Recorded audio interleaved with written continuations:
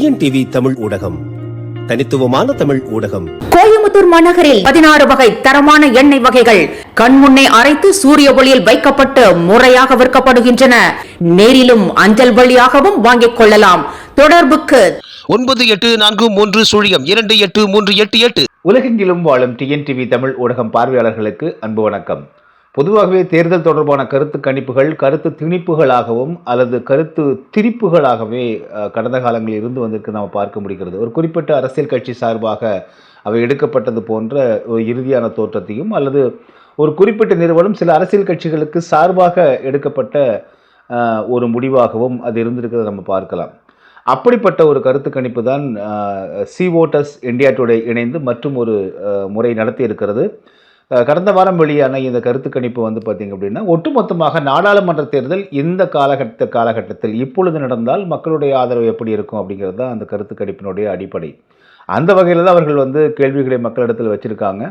வைத்து இந்த சாம்பிள் சர்வேன்னு சொல்லுவாங்க. அதாவது வந்து 1 கோடி பேர் இருந்தாங்கன்னா ஒரு 10,000 பேரிடம் கருத்து கணிப்பு கேட்டு இது வந்து ஒட்டுமொத்தமான அந்த மக்களுக்குமான ஒரு கருத்து கணிப்பாக ஒரு ப்ரொஜெக்ஷன், அதை வந்து ஒரு கணிப்பு தான் அதற்கு பெயர். அது வந்து சரியான துல்லியமான ஒரு மனக்கணக்கு கிடையாது. ஏனென்றால் கருத்து கணிப்பில் இருக்கக்கூடிய அடிப்படை சிக்கல் என்னென்னா, அது தமிழ்நாடு போன்ற மாநிலங்களில் வந்து இந்த அதிமுக திமுக ஆகிய திராவிட கட்சிகள் எல்லாம் மிகவும் ஒரு முரட்டுத்தனமான போக்குடையவர்கள் அப்படிங்கிற காரணத்தினால வெளிப்படையாக பல பேர் தங்களுடைய கருத்துக்களை தெரிவிக்க மாட்டாங்க. இங்கேயாவது பரவாயில்ல, இன்னும் பீகார் அங்கெல்லாம் போனால் சுத்தமாக வாயை திறக்க மாட்டாங்கன்னு வச்சுக்கோங்களேன். காரணம், நான் இவர்களுக்கு ஆதரவானவன்னு சொல்லிட்டேன்னா உள்ளூரில் இருக்கக்கூடிய எதிர்கட்சி அந்த கட்சிக்காரை வந்து இவர்களை மிரட்டுவான்.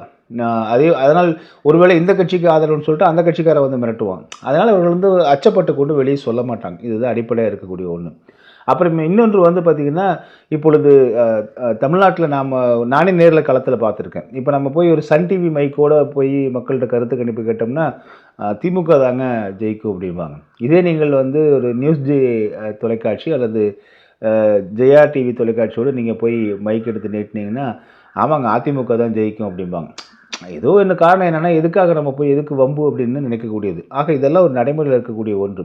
அப்புறம் நிறைய பேர் வந்து இயல்பாகவே நாங்கள் வந்து இந்த கட்சி தாங்க வாக்களிப்போம்னு சொல்லக்கூடிய இருப்பாங்க. அப்போது புதிய இளைஞர்கள் அப்படின்னு இருக்காங்க இல்லைங்களா, இந்த ஒரு 20 விழுக்காடு வாக்குகள் அவங்க வந்து எந்த கட்சியும் சாராதவர்கள், அவர்கள் தான் தேர்தல் முடிவுகளை தீர்மானிக்கக்கூடியவர்கள். இப்போ அவர்களை நோக்கித்தான் வந்து எல்லா அரசியல் கட்சிகளுமே குறிவைக்கின்றன. அது பெரும்பாலும் இளைய சமுதாயம் என்று நினைத்து கொண்டிருக்கிறார்கள். இளைய சமுதாயம் மட்டுமே அவ்வாறு கட்சி சார்பற்று தீர்மானிக்கக்கூடிய வாக்காளர்கள் அல்ல. இளைய சமுதாயத்தின் வாக்குகள் என்பது புதிதாக வரக்கூடியவை. அவர்கள் வந்து முதலாக வாக்களிக்கக்கூடியவர்கள் என்கிற அந்த விழுக்காடு வந்து அதுதான் முழுக்க நீங்கள் வந்து ஒரு 2 எதிரெதிர் கட்சிகளுடைய வெற்றி தோல்வியை தீர்மானிக்கக்கூடியது அப்படிங்கிறதே முதல்ல தவறான ஒன்று. அதையெல்லாம் தாண்டி எந்த கட்சியும் சார்பற்ற, எந்த கட்சியிலும் உறுப்பினர்களாக இல்லாத லட்சக்கணக்கான பேர் இருக்காங்க. அவர்களெல்லாம் வந்து பார்த்திங்கன்னா அவர்கள் உண்டு, அவர்கள் வேலை உண்டு, அவர்கள் வாழ்க்கை உண்டு என்று இருப்பார்கள். ஆனால் தேர்தல் நேரத்தில் வாக்களிப்பதற்கு தவற மாட்டார்கள். அவர்கள் எந்த ஒரு கட்சிக்கும் சார்பானவர்கள் அல்ல. இவர்கள் தான் தீர்மானிக்கக்கூடிய காரணிகள். இதில் கூடுதலாக வரக்கூடியவர்கள் தான் இந்த புதிய வாக்காளர்கள், புதிதாக வாக்களிக்கக்கூடிய முதல் முறை வாக்காளர்கள். ஆக இப்படிப்பட்ட ஒரு சூழல் இருக்கிற சூழ்நிலையில் தற்பொழுது வந்து வழக்கம் போல் இங்கே என்ன பண்ணுவாங்கன்னா, ஒரு 50 பேர்த்த வாடகைக்கு எடுப்பாங்க. அவர்களை ஒவ்வொரு ஊருக்கும் ஒரு கேள்வித்தாளை கொடுத்து நீங்கள் போய் இதை கேட்டுட்டு வாங்க மக்கள்கிட்ட என்று அதன் அடிப்படையில் முடிவுகள் பெறப்பட்டு வெளியிடும் பொழுது அதில் குறிப்பிட்ட சிலவற்றை வந்து எப்படி வந்து ரசம் வைக்கும்போது கொஞ்சம் அப்படியே கூடுதலாக உப்பு அதிகமாக போட்டு அதிகமாக போட்டு மிளகு போட்டு செய்கிறது போல், அது ஒரு சமையல் செய்வதற்கு கூடுதலான கொஞ்சம் காரமெல்லாம் சேர்த்துவதை போல அவ்வாறு வந்து ஒரு அலங்கரிக்கப்பட்ட ஒரு கருத்து திணிப்புகளாகவே இருக்கின்றன. இதற்கு காரணம் என்னென்னு வந்து பார்த்திங்கன்னா, இப்போ இந்த சி வோட்டர் இந்தியா டுடே எடுத்த கருத்து கணிப்பையே பார்ப்போம். இவர்கள் நாடாளுமன்ற தேர்தல் தற்பொழுது நடந்தால் யார் யார் வெற்றி பெறுவார்கள் என்று கணிச்சிருக்காங்க. இந்த நாடாளுமன்ற தேர்தல் கருத்து கணிப்பு என்பது சட்டமன்ற தேர்தலுக்கு பொருந்துமா என்றால் அது பொருந்தாது. ஆனால் அதே வேளையில் வாக்கு விழுக்காடு என்பது இருக்குது இல்லைங்களா, அந்த ஓட் பேங்க் வாக்கு வங்கி என்பது அது மாறுவதற்கு பெரிய ஒரு சாத்தியக்கூறு இல்லை. இப்போ இவர்களுடைய இந்த சி வோட்டர்ஸ் இந்தியா டுடே கருத்து கணிப்பில் வெளியிடப்பட்ட அந்த கணக்கு வந்து பார்த்தா, தமிழ்நாட்டில் மக்களவைத் தேர்தல் நடந்தால், அதாவது நாடாளுமன்ற தேர்தல் நடந்தால் திமுக கூட்டணியே வெற்றி பெறும். 45 வாக்குகளுடன் விழுக்காடு வாக்குகளுடன் திமுக கூட்டணி 38 தொகுதிகளில் வெல்லும் எனவும் 33 விழுக்காடு வாக்குகளுடன் அதிமுக கூட்டணி ஒரே ஒரு தொகுதியில் மட்டுமே வெற்றி பெறும் எனவும் கணிக்கப்பட்டுள்ளது. தாவேகா 15 விழுக்காடு வாக்குகளை பெறும் எனவும் தெரிவிக்கப்பட்டுள்ளது அப்படின்னு தான் இருக்குது. இப்போது தமிழ்நாட்டில் அரசியல் கட்சிகள் அப்படின்னு வந்து பார்க்க போனால் தாவேகா என்கிற விஜயோட கட்சி இதுவரை கடந்த 4 தேர்தல்களையும் போட்டியிடலை. அவர்கள் கட்சி தொடங்கி 3 ஆண்டுகள் ஆயிடுச்சு. ஒரு இடைத்தேர்தலில் கூட அவர்கள் போட்டியிடவில்லை. எனவே அவருடைய வாக்கு விழுக்காடு என்னன்னு விஜய்க்கும் தெரியாது, அந்த கட்சிக்காரர்களுக்கும் தெரியாது. அவருடைய ரசிகர்கள் எல்லாமே நான் விஜய்க்கு தான் வாக்கு போடுவோம் அப்படின்னு சொல்கிறதும், அவருடைய ரசிகர் சில பெண்கள் வந்து அதிக அளவில் வந்து விஜய் ரசிகர்களாக இருக்கக்கூடியவர்கள் அவர்கள் வாக்களிப்பார்கள் என்கிற கணிப்பிலும் போடப்பட்டிருக்கு. இப்போ இந்த விஜய் ரசிகர்கள் பல பேர்த்துக்கு வந்து அவர்கள் இன்னும் வாக்கு வயதுக்கே வராமல் இருக்காங்க. அப்புறம் ரசிகர்கள் எல்லோருமே வந்து வாக்களித்து விடுவார்கள் என்று சொல்ல முடியாது. அவர்கள் யாராவது வந்து கேட்கும்போது நான் விஜய்க்கு தான் ஓட்டு போடுவேன், விஜய்க்கு தான் ஓட்டு போடுன்னு சொல்லுவாங்களே தவிர இறுதியில் அவர்கள் வாக்குச்சாவடிக்கு சென்று அவர்கள் முடிவு செய்வது அப்படிங்கிறது ஒன்று இருக்குது. கண்மூடித்தனமாக வாக்களிக்கக்கூடியவர்களை வெற்றுங்க, அந்த ரசிகர்கள் கூட்டத்தை வெற்றுவோம். ஆனால் கொஞ்சம் சிந்தித்து செயல்படக்கூடிய வாக்காளர்கள்னு இருப்பாங்க இல்லைங்களா, சிந்தனை மூளையை பயன்படுத்தக்கூடியவர்களாக இருக்கக்கூடியவர்கள் அப்படின்னு கணக்கு பார்க்கும் பொழுது அவர்கள் இறுதியில் எடுக்கக்கூடிய முடிவு தான் இருக்குது.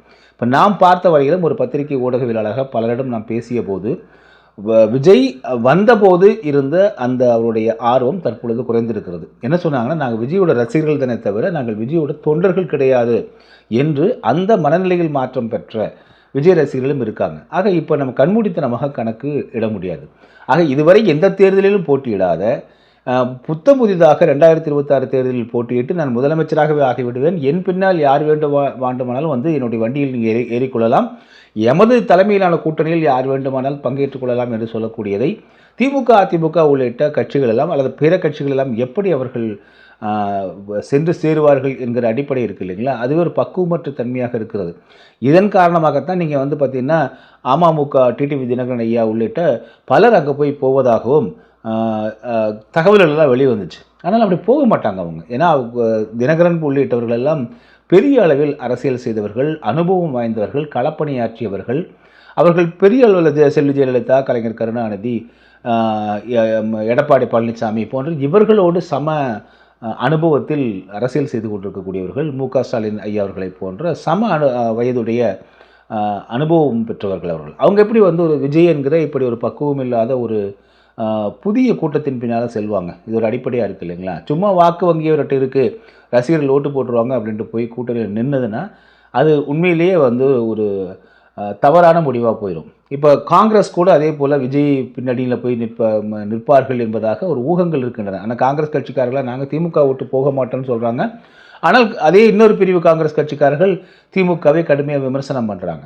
இதில் குறிப்பாக நீங்கள் வந்து பார்த்திங்கன்னா காங்கிரஸ்குள்ளேயே வந்து ஒரு இரு பிரிவாக பிரிந்து கருத்து வேறுபாடுகளோடு இருக்காங்க. ஆனால் அவர்கள் விஜயின் பின்னாடி போய் நின்னாங்க அப்படின்னா அது காங்கிரஸ் என்கிற ஒரு பழுத்த அரசியல் கட்சிக்கு அது சரியானதாக இருக்குமா? ஏன்னால் காங்கிரஸ் தலைமையில் அவர்கள் விஜய் பின்னாடி நின்னால் அது வந்து ஒரு கௌரவமான ஒரு தலைமையாக இருக்கும். ஆனால் விஜய் கட்சியில் இணைந்து கொண்டு காங்கிரஸ் கூட்டணியில் அதனுடைய ஒரு கூட்டணி கட்சியாக நின்று கொண்டு விஜய் தலைமையில் காங்கிரஸ் போய் தேர்தலை சந்திக்கும் என்றால் அது காங்கிரஸ் கட்சிக்கு நிச்சயமாக ஒரு பின்னடைவை ஏற்படுத்தும். ஏற்கனவே அவருடைய வாக்கு விழுக்காடு தமிழ்நாட்டில் குறைஞ்சிக்கிட்டு இருக்கு. ஆக இன்னும் மேலும் அது குறைவதற்கு வாய்ப்பு இருக்குது. காரணம் என்னென்னா, இளைய தலைமுறையில் யாரும் வந்து போயிட்டு காங்கிரஸ் கட்சியை நோக்கி போக மாட்டாங்க. அவர்களுக்கு தெரியாது, இப்போது இருக்கக்கூடிய இளைய தலைமுறைக்கு காங்கிரஸ் கட்சியை பற்றி தெரியாது. காங்கிரஸ் கட்சியும் இங்கே தமிழ்நாட்டில் வந்து புதிய இளைஞர்களெல்லாம் உள்ளே எடுத்து ஒரு புத்துணர்ச்சியோடு அந்த இயக்கத்தை கட்டமைக்க வேண்டும் என்கிற செயல்பாடுகளெல்லாம் அவரிடம் சுத்தமாகவே கிடையாது. எனவே காங்கிரஸ் கட்சி வந்து இங்கே வந்து அது கிட்டத்தட்ட தேய்ந்து போன ஒரு கொஞ்சோண்டு அவர்கள் வந்து வாக்கு விழுக்காடுகளை வச்சுருக்காங்க. அடுத்ததாக நீங்கள் மதிமுக எடுத்துக்கிட்டிங்கன்னா சுத்தமாக மதிமுக வந்து தற்பொழுது அவர்களுக்கான ஒரு சிறிய அளவு தொண்டர் பலத்தை வைத்து கொண்டு தான் அவர்கள் இருக்காங்க. எனவே அவர்கள் மதிமுக ஏற்கனவே திமுக கூட்டணியில் விசிக மதிமுகலாம் போய் நல்லா வந்து வசதியாக அமர்ந்து கொண்டு விட்டார்கள். இப்பொழுது இருக்கக்கூடியது தேமுதிகவும் காங்கிரஸ் மட்டும்தான். தேமுதிக ஏற்கனவே கடந்த தேர்தலில் வந்து பார்த்திங்கன்னா அதிமுகவோடு நின்று தான் போட்டியிட்டது. ஆக இதுதான் இப்போ இருக்கக்கூடிய கள நிலவரம். இப்படிப்பட்ட நிலையில் இந்த சி ஓட்டர்ஸ் இந்தியா டுடே கருத்து கணிப்பு என்பது எப்படி இருக்குன்னா, நான் ஏற்கனவே வாசித்தது போல் 45 விழுக்காடுகளுடன் திமுக கூட்டணி இருக்குது. அதிமுக கூட்டணி 33 விழுக்காடு தான் இருக்குன்னு சொல்லியிருக்காங்க. இதில் என்ன மிகப்பெரிய நாம் பார்க்க வேண்டிய ஒரு பிழையாக இருக்கிறது என்றால், கடந்த 2024 நாடாளுமன்ற தேர்தலில் இந்த திமுக அதிமுக கூட்டணி தமிழ்நாட்டில் வாங்கிய வாக்குகள் அப்படின்னு பார்க்க போனால் திமுக கூட்டணி 46.97 விழுக்காடு வாங்கியிருக்கு. அதிமுக கூட்டணி அப்பொழுது பாரதிய ஜனதா கட்சியும் அதிமுகவும் பிரிந்து நின்றார்கள். பாஜக கூட்டணி தனியாக, அதிமுக தனியாக, திமுக கூட்டணி தனியாக, இப்படி மூன்றாக நின்றது. நாம் தமிழர் தனியாக நின்றாங்க. இந்த ஓட்டர் கணிப்பில் நாம் தமிழர்லாம் எடுத்துக்கவே இல்லை. 8.22 விழுக்காடு வாங்கியிருக்கக்கூடிய 1 விழுக்காடிலிருந்து 8.22 விழுக்காடாக உயர்ந்திருக்கக்கூடிய, படிப்படியாக உயர்ந்திருக்கக்கூடிய நாம் தமிழர் கட்சியை தவிர்த்து விட்டு அது கருத்து கணிப்பு செய்கிற நிறுவனங்கள், அது ஓட்டராக இருந்தாலும், பி ஓட்டராக இருந்தாலும், டி ஓட்டராக இருந்தாலும், ஜெட் ஓட்டராக இருந்தாலும் அது ஒரு முழுமையான கருத்து கணிப்பு என்று எடுத்துக்கொள்ள முடியாது. எப்படி 8 ஏன்னா 1 விழுக்காடுலேருந்து 8 விழுக்காடு உயர்ந்திருக்காங்க. அப்போ இன்னும் அதிகமாக அவர்கள் உயர்ந்து கொண்டே செல்வதற்கான வாய்ப்புகள் தான் இருக்குது. அப்போது கிட்டத்தட்ட 10 விழுக்காடு 15 விழுக்காடு அவர்கள் தொடக்கூடிய நிலைமையில் இருக்கும் பொழுது அவர்களை ஆட்டத்துக்கே சேர்த்தாமல் ஒரு கருத்து கணிப்பு வெளியிடுகிறது என்றால் அது நகைச்சுவையான ஒரு கருத்து கணிப்பு. அது அரசியல் கட்சி சார்பாக நடத்தப்பட்ட கருத்து கணிப்பாகத்தான் நாம் பார்க்க வேண்டும். அந்த அடிப்படையில் பார்க்க போனால் 46.97 விழுக்காடு திமுக கூட்டணி. அதிமுக தேமுதிக என்கிற ஒற்றை கட்சியோடு மட்டும் இணைந்து நின்று கடந்த நாடாளுமன்ற தேர்தலை சந்திச்சது. கடந்த தேர்தலில் அதிமுக தனிச்சும் பாரதிய ஜனதா கூட்டணி தனிச்சும் நின்று போட்டியிட்டாங்க. அந்த அவருடைய வாக்கு விழுக்காடு பார்த்திங்கன்னா அதிமுக கூட்டணி 23.5, பாஜக கூட்டணி 18.28. அப்போ ரெண்டையும் சேர்த்துனீங்கன்னா 23.8, 31 41 விழுக்காடு வந்துடுச்சு. ஆக பாரதிய ஜனதா கட்சி அதிமுக ஆகியவை ஒன்றிணைந்த கூட்டணியாக தற்பொழுது இருக்கின்ற நிலையில் அவர்களுடைய வாக்கு வங்கி 41 விழுக்காடு இருக்குது. கடந்த தேர்தலில் திமுக கூட்டணி விழுக்காடு 46.97, 47 விழுக்காடுன்னு வச்சுக்குவோம். 50 தாண்டிடுச்சு. அப்போ 47 விழுக்காடு, இவர்கள் 41 விழுக்காடு. ஆக வேறுபாடு கடந்த தேர்தலே பார்த்திங்கன்னா உங்களுக்கு 6 விழுக்காடு தான். இந்த 6 விழுக்காடு வாக்குகள் என்பது இந்த கடந்த 4.5 ஆண்டுகால திமுக ஆட்சியில் திமுகவுக்கு எதிரான ஒரு அலை இங்கே உருவாகி இருக்கிறது. ஆன்டி இன்கம்பன்சி என்று சொல்லக்கூடிய அலை உருவாகி இருக்கிறது. அதன் காரணமாக இந்த 47 விழுக்காட்டிலிருந்து அந்த விழுக்காடு குறைந்தது 4 விழுக்காடாவது குறையும். ஒரு 3 அல்லது 4 விழுக்காடுகள் குறைவதற்கு வாய்ப்புகள் நிறையவே இருக்குது. காரணம் என்னென்னா திமுக தன்னுடைய அந்த நிர்வாகத்திறன், அதே போல் சட்டம் ஒழுங்கு, போதை மருந்தினுடைய நடமாட்டம் அதிகம், கொலை கொள்ளை வெட்டு என்கிற ஆகிய இந்த காரணங்கள் எல்லாம் மிகப்பெரிய அளவில் மக்களிடமே அதிர்ச்சியை ஏற்படுத்தி இருக்கிறது. அதனுடைய விளைவுகள் நிச்சயமாக திமுகவினுடைய வாக்குகளை கடந்த தேர்தலை விட இந்த தேர்தல்களில் அவை குறைக்கும். அப்படி பார்க்க போகும்போது 47லேருந்து ஒரு 5 விழுக்காடு குறைந்தால் கூட 42 விழுக்காடுகள் தான் திமுக பெறுவதற்கான வாய்ப்புகள் இருக்குது. இதுதான் கள நிலவரம். ஆனால் அதே வேளையில் இப்போ நீங்கள் மாற்றுன்னு போவாங்க இல்லையா மக்கள், சரி திமுகவுடைய வாக்குகளை குறைக்கிறாங்கன்னா இயல்பாகவே அவர்கள் மற்ற கட்சிகளுக்கு தான் போவாங்க. மற்ற கட்சிகளில் நீங்கள் பார்த்தீங்கன்னா இப்போ 23 கடந்த தேர்தலில் 5 விழுக்காடு, 18.28 விழுக்காடு என்று 41 விழுக்காடுகளை எடுத்திருக்கிற அதிமுக பாஜக கூட்டணி இந்த தேர்தலில் ஒரு 4-5 விழுக்காடுகள் அதிகமாகும். அப்போ 41லேருந்து அவர்கள் 46 நோக்கி செல்வாங்க. 47லிருந்து 42, 43 நோக்கி திமுக கூட்டணி இறங்கும். இதில் எல்லாருமே என்ன நினச்சிட்டு இருக்காங்கன்னா, விஜய் வேறு வந்திருக்காரு, விஜய் யாருடைய வாக்குகளை அவர் கலைப்பார் என்று தான் பார்க்குறாங்க.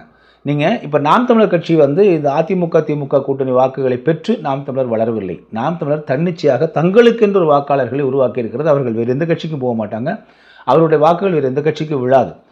பிற கட்சிகள் இருக்கக்கூடியவர்கள் வேண்டுமானால் மனம் மாறி நாம் தமிழரை நோக்கி வரலாம். இப்போ விஜய் வந்திருக்காரு, விஜய் கோடிக்கணக்கான வாக்குகளை ரசிகர்களை வச்சிருக்காரு, அதெல்லாம் வாக்குகளாக மாறுமா என்றால் மாறவே மாறாது. விஜய் ஒவ்வொரு தொகுதிகளுக்கும் அவர் சென்று பார்த்த போதெல்லாம், துல்லியமாக நாம் கணக்கெடுத்த போதெல்லாம் விஜய்க்கான ரசிகர்கள் ஒரு சட்டமன்ற தொகுதிக்கு ஒரு 10,000 பேர் தான் வெளியே தெருவில் விஜயை பார்க்கிறார்கள் அல்லது பொதுக்கூட்டத்துக்கு வர்றாங்க.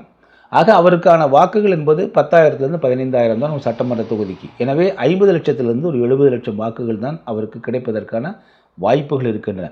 நீங்கள் அப்படி ஒரு வாக்குகளை நீங்கள் போட்டால் கூட அது யாருடைய வாக்குகளை பிரிக்கும் அப்படின்னு பார்த்தோம் அப்படின்னா அந்த ரசிகர்கள் எல்லாம் இளைய தலைமுறை ரசிகர்கள் தான். அவர்கள் வந்து அதிமுகவினோட உறுப்பினர்களாகவோ திமுகவின் உறுப்பினர்களாகவோ மிக மிக சொற்ப நாம் தமிழர் கட்சியோட உறுப்பினர்களாக கூட இருப்பதற்கான வாய்ப்பு இல்லை. மிக மிக எண்ணிக்கையில் சிறிய அளவில் தான் இந்த கட்சியினுடைய உறுப்பினர்களாக இருப்பாங்க. ஆக அவர்கள் முழுக்க முழுக்க புத்தம் புதிய விஜயினுடைய ரசிக வாக்காளர்கள் அவர்கள். எனவே அவர்களுடைய எண்ணிக்கை என்பது நீங்கள் ஒரு தொகுதிக்கு நீங்கள் வந்து 10,000 15,000க்கு மேல் இருப்பதற்கான வாய்ப்புகள் இல்லை. சினிமா தியேட்டரில் வந்து கூடுகிற கூட்டத்தையே நீங்கள் கணக்கு பார்த்தா விஜயினுடைய படங்கள் திரையரங்கில் எத்தனை நாள் ஓடுகிறது? விஜயினுடைய படங்கள் திரையரங்கில் ஒரு 100 நாட்கள் விடாமல் ஹவுஸ்ஃபுல் காட்சிகளாக, அரங்கம் நிறைந்த காட்சிகளாக நிறைஞ்சிருந்ததுன்னா இவங்க சொல்லக்கூடிய இந்த வாக்கு விழுக்காடு என்பதை நம்ம ஏற்றுக்கொள்ளலாம். அவருடைய படங்கள் இத்தனை ரசிகர்கள் இருக்கக்கூடிய அவருடைய படங்கள் 3-4 நாட்களுக்கு மேலே எத்தனை தான் ஓடி இருக்கு? 50 நாட்களை கடந்த ஒரு விஜய் படத்தை சொல்லுங்களேன் திரையரங்கில். 100 நாட்களை கடந்து ஓடிய திரையரங்கு இப்போ நீங்கள் ஒருதலை ராகமெல்லாம் 300 நாட்கள் ஓடியதுன்னு நினைக்கிறேன் நான். அப்படி நூற்றுக்கணக்கான நாட்கள் ஓடிய திரைப்படங்கள், விஜயனுடைய திரைப்படங்கள் ஒன்றையாவது சொல்லுங்கள் பார்ப்போம். அவையெல்லாம் திரையரங்குக்கு வந்து வந்த வேகத்தோடு தற்பொழுதெல்லாம் எல்லா படங்களுமே 3-4 நாட்கள் ஓடினாலே போதுங்க, அந்த வசூல் கிடைச்சாலே போதுங்கிற அடிப்படையில் தான் இருக்குது. எனவே திரையரங்குக்கே நீங்கள் வந்து விஜயனுடைய படத்தை 50 நாட்கள் 100 நாட்கள் ஓட்டக்கூடிய அளவிற்கு இங்கே ரசிகர்கள் கிடையாது. இதுதான் கள நிலவரம். ஆனால் பத்திரிகை ஊடகங்கள், காட்சி ஊடகங்கள் எல்லாம் விஜய் என்றாலே அவருக்கு ஏராளமான அளவு, மிகைப்படுத்திய அளவு முக்கியத்துவம் தரனால இந்த விஜய் என்கிற பிம்பம் பெரிதாக பலூன் போல ஊதி கட்டமைக்கப்படுகிறது. விஜயினுடைய திரைப்படங்களை தொடர்ந்து 50 நாட்களுக்கு மேலாக, 100 நாட்களுக்கு மேலாக, 200 நாட்களுக்கு மேலாக, 300 நாட்களுக்கு மேலாக திரையரங்குகளில் குறைந்தது ஒரு 50 திரையரங்குகளிலாவது ஓட வைத்திருக்கக்கூடிய தொடர் ரசிகர்கள் இங்கே இருந்தால் மட்டும்தான் இங்கே விஜய் கட்சியினர் சொல்லக்கூடிய அளவுக்கு விஜய்க்கு வாக்கு வங்கி இருக்கிறது என்று சொல்லலாம். அவருடைய திரைப்படங்கள் 2 அல்லது 3 நாட்களுக்கு மேலே திரையரங்கிலே தாங்கிறது கிடையாது. அதுவும் கடந்த ஒரு 5 திரைப்படங்கள் அவர் வந்து தோல்வியை சந்தித்திருக்கின்றன. எனவே இது விஜய் என்கிற ஒரு பிம்பம் கோடிக்கணக்கான வாக்குகளை தன் வசம் வைத்திருக்கிறது. வீட்டுக்கு 10 வாக்குகளை வைத்திருக்கிறது. ஏன்னா வீட்டில் அவங்க ஒட்டுமொத்த உறுப்பினர்கள் 5 பேர் தான் இருப்பாங்க. அவர்களுக்கு எப்படி 10 வாக்குகள் இருக்கும்? அப்படி தான் இவர்கள் கற்பனையாக தற்பொழுது கூறிக்கொண்டிருக்கிறார்கள். எனவே இந்த விஜயினுடைய வாக்குகள் என்பது கடந்த தேர்தலில் கமல்ஹாசன், டிடிவி தினகரன் ஆகியோர் இணைந்து தனித்தனியாக நின்று பெற்ற வாக்குகள் ஒரு 9 விழுக்காடு இருக்கும். அந்த வாக்கு விழுக்காடு, அந்த இடைவெளியைத்தான் விஜயினுடைய வாக்குகள் தற்பொழுது வந்து அதை நிறைவு செய்யும். மேலும் கூடுதலாக சினிமா ஒரு நடிகர் என்பதால் 2-3 விழுக்காடுகள் வேண்டுமானால் அதிகரிக்கலாம். அப்படி நீங்கள் அதிகரித்தாலும் கூட அதனால் இந்த ஒட்டுமொத்தமான தேர்தலில் மாற்றம் ஏற்பட்டு விடுமா என்றால், இங்கே மாற்றம் ஏற்படக்கூடிய ஒரே கட்சி, வளர்ச்சி ஏற்படக்கூடிய ஒரே கட்சி நாம் தமிழர் கட்சியாகத்தான் இருக்கும். ஏனென்றால் அவர்கள் அதிமுக, திமுக, இந்த விஜய் என்கிற இவர்களோடு வழக்கமான அரசியல் செய்யாமல் ஒரு தமிழ் தேசிய அரசியல் என்று மண்ணுக்கான அரசியல் செய்து கொண்டிருக்கிறார்கள். அவர்களுடைய வளர்ச்சி மட்டும்தான் நிதானமாகவும் உறுதியானதாகவும் மேல்நோக்கியதாகவும் இருக்குமே தவிர, தற்பொழுது இந்த ஒட்டுமொத்தமாக இந்த எஸ்ஐஆர் என்று சொல்லக்கூடிய இதில் வந்து 1 கோடி வாக்காளர்கள் நீக்கியிருக்காங்க. அப்போ தற்பொழுது இருக்கக்கூடிய மீதமுள்ள வாக்காளர்களை வைத்துக்கொண்டு தான் இந்த தேர்தல் நடைபெறப் போகுது. அப்போ ஏற்கனவே நீங்கள் வந்து அதிமுக, திமுக ஆகியவை ஒரு 40 விழுக்காடுகளை சராசரியாக வைத்திருக்கின்றன என்று வைத்துக்கொண்டாலும் கூட அவர்களுடைய வாக்கு எண்ணிக்கையுமே இப்போ எல்லாத்துக்குமே குறையும். ஒட்டுமொத்தமாக எல்லாருக்குமே வாக்கு எண்ணிக்கை குறையும். அந்த வாக்கு எண்ணிக்கை குறைவில் வந்து யார் வேறுபாடு அப்படின்னு தான் இப்போ வந்து வெற்றி தோல்வி தீர்மானிக்க போகிறது. அந்த அடிப்படையில் விஜயினுடைய வாக்குகள் யாருடைய வெற்றி தோல்வியை தீர்மானிக்கும் என்றால், இந்த வாக்காளர்கள் இருக்காங்க இல்லைங்களா, இந்த புதிய வாக்காளர்கள் என்று சொல்லக்கூடிய அவர்கள் போய் அந்த கமல்ஹாசன், டிடிவி தினகரனுடைய அந்த பெற்ற வாக்குகள் அந்த எண்ணிக்கையில் அதில் போய் அடங்கிடும். நாம் தமிழர் கட்சி ரைஸ் ஆகும். இப்போது நாம் தமிழர் கட்சி ரைஸ் ஆகும்போது இந்த விஜயினுடைய வருகையும் இருக்கின்ற காரணத்தினால் அதிமுக, திமுக இடையேயான போட்டி வந்து கடுமையாகும். மிக நெக் அண்ட் நெக்கு தான் வரும், பெரிய வேறுபாட்டோடு வராது. மிக குறைந்த அளவில் ஏற்கனவே கடந்த தேர்தலில் வந்து குறைந்த 6 விழுக்காடு வாக்குகளில் தான் திமுக வெற்றி பெற்றது. ஆக இந்த முறை வந்து திமுகவினுடைய அந்த நிர்வாகத்திறன் உள்ளிட்ட பல்வேறு காரணங்களாக வாக்கு விழுக்காடு குறைகின்ற காரணத்தினால் இது ஒரு கடினமான தேர்தலாகத்தான் இருக்கும். இப்போது தேமுதிக வாக்குகளை வைத்துக்கொண்டு நம்ம பெரிய கணக்கு போட முடியாது. இருக்கிறதே 0.9 விழுக்காடு, 1 விழுக்காடுக்கும் குறைவான வாக்குகள் தான். இதுதான் இப்போ இருக்கக்கூடிய நிலைமையாக இருக்குது. எனவே இந்த ஓட்டர் கருத்து கணிப்பு என்பது ஒரு கருத்து திணிப்பாகத்தான் நாம் பார்க்கிறோம். ஆனால் அதே வேளையில் அவர்களாலும் கூட நீங்கள் பெரிய வேறுபாட்டை தர முடியல. கடந்த தேர்தலை விட இந்த தேர்தலில் திமுக வந்து அதிகமான மக்களிடம் நல்ல பெயர் பெற்றிருப்பதை போல ஒரு கருத்தில் அது வெளியிடப்பட்டிருக்கிறது. நம்ம ஒட்டுமொத்தமாக தமிழ்நாட்டில் களத்தில் இருக்கிறவங்களுக்கு தான் தெரியும் கடந்த தேர்தலை விட திமுக வந்து பல பின்னடைவுகளை சந்தித்திருக்கிறது அப்படின்னு. எனவே இந்த சி ஓட்டர் கருத்து கணிப்பு என்பது ஏற்றுக்கொள்ள முடியாத ஒரு கற்பனையான திணிக்கப்பட்ட ஒரு உருட்டல் தான் அது. எனவே களம் தற்பொழுது வந்து மிக துல்லியமாக தயாராகி கொண்டிருக்கிறது. இதில் திமுக கற்பனை செய்வதைப் போல எளிய வெற்றியை பெற்றுவிட முடியாது. அதே போல தான் அதிமுகவும். எனவே இவர்கள் கடுமையாக உழைக்க வேண்டியிருக்கிறது. எல்லாவற்றையும் தாண்டி பணம் கொடுத்து விடலாம், வசதிகளை கொடுத்து விடலாம், லஞ்சத்தை கொடுத்து விடலாம் என்கிற எண்ணம் இந்த தேர்தலில் அது வெற்றியை தருமா, முழுமையான வெற்றியை தருமா என்பதையும் கூர்ந்து கவனிக்க வேண்டியிருக்கிறது. காரணம் திமுகவே தற்பொழுது வந்து ஒரு விதமான அச்சத்திலும் குழப்பத்திலும் தான் இருக்கிறார்கள். இவ்வளவு பணம் செலவு செய்து வெற்றியை பெற்றுவிட முடியுமா என்கிற இந்த எண்ணமும் அவர்களிடையே தற்பொழுது துளிர்விட தொடங்கி இருக்கிறது. அதனால்தான் எப்படியாவது வெற்றி பெற்றாக வேண்டும் என்கிற முனைப்போடு நீங்கள் பாடுபடுங்கள் என்று திமுக தலைமை அதனுடைய தொண்டர்களிடம் கூறியிருப்பதை நாம் பார்க்க முடிகிறது. எனவே இந்த தேர்தல் திமுகவிற்கு மிகப்பெரிய கடினமான தேர்தலாக இருக்கிறது. தற்போதைய நிலைமையில் அதிமுக முன்னணியில் சென்று கொண்டிருக்கிறது. அதற்கு அடுத்தபடியாக தனித்த வளர்ச்சி பெறக்கூடிய கட்சியாக நாம் தமிழர் கட்சி தனித்து அது வளர்ச்சி பெற்று கொண்டிருக்கிறது. விஜயினுடைய வரவும் விஜயினுடைய வாக்குகளும் கடந்த தேர்தலில் கமல்ஹாசனும் டிடிவி தினகரனும் தனித்தனியாக நின்று பெற்ற வாக்குகள் என்கிற அந்த இடைவெளியைத்தான் அது நிரப்புமே தவிர தமிழ்நாட்டினுடைய ஒட்டுமொத்த அரசியல் மாற்றத்திற்கு விஜயினுடைய வாக்குகள் இந்த முறை எந்த விதமான ஒரு உதவியும் செய்யப்போவதில்லை, எந்த விதமான செல்வாக்கையும் அது செலுத்தப் போவதில்லை என்பதுதான் நம்முடைய கள நிலவர கணிப்பாக இருக்கிறது. மீண்டும் மற்றொரு காணொலியில் உங்களை சந்திக்கிறேன். அதுவரை நன்றி, அன்பு, வணக்கம். டிஎன்டிவி தமிழ் ஊடகம், தனித்துவமான தமிழ் ஊடகம்.